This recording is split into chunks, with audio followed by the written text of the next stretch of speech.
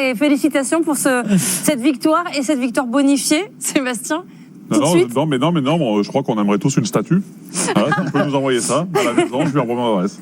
Déjà, on va lui souhaiter un bouclier de Brennus, pourquoi pas, avant la statue. Antoine, elle était importante, cette victoire était importante pour vous aussi, ce retour et retrouver les sensations, j'imagine?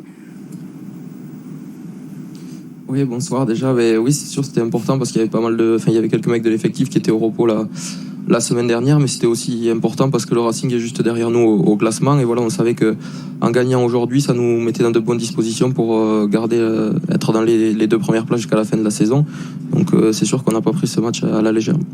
Antoine, bonsoir Cédric. On a la sensation dans les déclarations de Romain que ce match était aussi une bonne préparation pour le quart de finale. Ça n'a pas été, demi-finale, ça n'a pas été compliqué pour vous d'abord d'aborder ce match, après basculer sur la Coupe d'Europe. C'était le danger pour vous de passer peut-être trop vite sur la Coupe d'Europe? Oui, ça a été aussi le discours de la semaine, de vraiment rester concentré sur ce match-là et le championnat. C'est pour ça qu'on a vraiment parlé de ces 2 premières places du Racing qui était derrière nous. Mais bien sûr que je pense qu'on a tous en tête la demi-finale qui va arriver la semaine prochaine. Et c'est toujours compliqué quand on est dans les 2 compétitions à ce niveau-là de la saison de switcher de l'une à l'autre. Et évidemment qu'on a tous hâte d'être à samedi prochain. Mais c'est sûr que ce match était déjà très important pour nous. Antoine, on sait que vous êtes proche de Gaël Ficou, votre partenaire en équipe de France.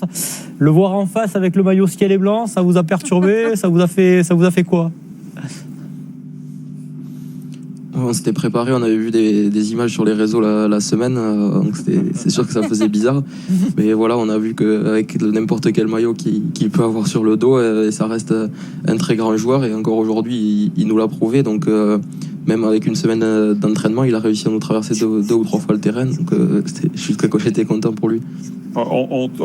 Sébastien, on t'a entendu dire que c'était bien cette victoire pour prendre de l'avance en top 14. Est-ce que les 2 compétitions ont la même valeur et sont aussi importantes l'une que l'autre, ou vous avez un objectif plus ciblé sur l'une ou sur l'autre?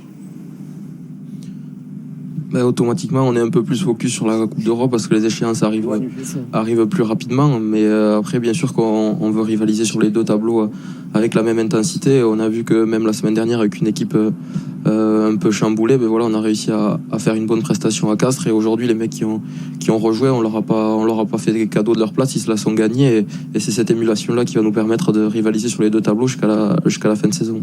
Une dernière question, Antoine, parce qu'il y a des sourires, forcément, il y a cette victoire bonifiée. Puis le gros point noir, c'est la blessure de Yohan Huget. Est-ce que vous avez eu l'occasion de lui parler avant qu'il quitte le stade, peut-être pendant la mi-temps?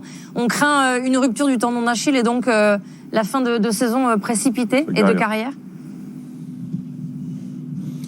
Ouais, c'est sûr que ça nous a tous très touchés, la blessure de Yohan, parce que voilà, c'est un mec qui triche pas au quotidien, qui est toujours là tous les jours avec la banane. Et malgré son âge avancé, voilà, il triche pas, il s'envoie à tous les entraînements. Le week-end, il a toujours un état d'esprit irréprochable. Et c'est vrai que ça fait toujours mal au cœur de voir des joueurs comme ça se blesser sur le terrain. Malheureusement, on n'a pas pu le voir à la mi-temps. Donc j'espère qu'on aura vite des nouvelles de lui, en espérant que ça soit pas trop grave, même si ça sentait pas très bon. Merci beaucoup, Antoine Dupont.